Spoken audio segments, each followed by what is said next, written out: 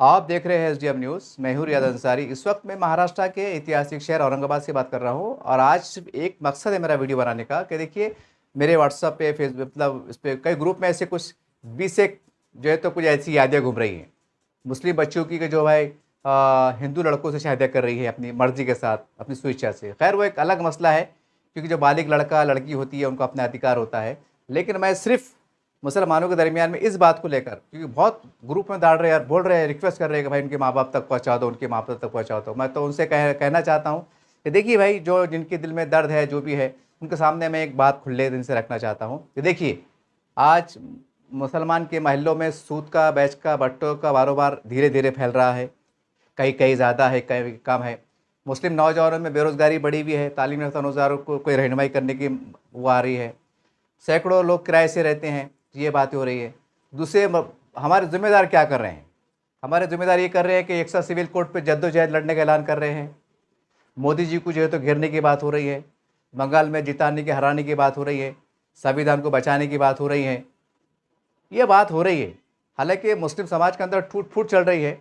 उसके ऊपर लाहेमल तैयार करना, ज़मीन पर उतरना, काम करना, उस पर हम काम नहीं कर रहे हैं। बल्कि एक सैलाब चल रहा है, चलन दे रहे हैं। बस हमारे जहन में ये आ रहा है कि चुनाव के अंदर कैसा बीजेपी को हराना है, कैसा ये करना है, ये सारी बातें चल रही हैं। यानी कि शहर बड़े बड़े जिम्मेदारों का ध्यान राजनीति में है। समाज में क्या उथल पुथल चल रही हैं, क्या टूट फूट चल रही हैं, इसके रीज़न क्या है, इसका ज़िम्मेदार कौन है, इस पर गौर करने के बजाय हम एक अजीब जो अंधाधुंध में चल रहे हैं।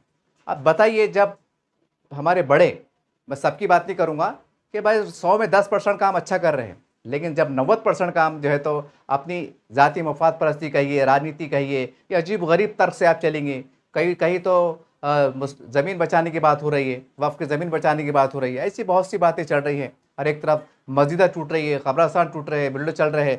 कहने का मतलब क्या है कि भाई कोई पुरसाने हाल नहीं है।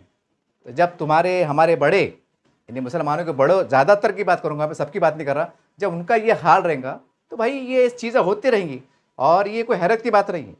अगर अभी भी अगर आपने अपनी जिम्मेदारी को नहीं समझा तो और इससे ज़्यादा बड़ी तबाही के लिए आपको तैयार रहना पड़ेगा। इसमें कोई उसकी हैरत की बात नहीं है। ये कड़वा है लेकिन सच है। देखते रहिए आप एसडीएम न्यूज़ चैनल।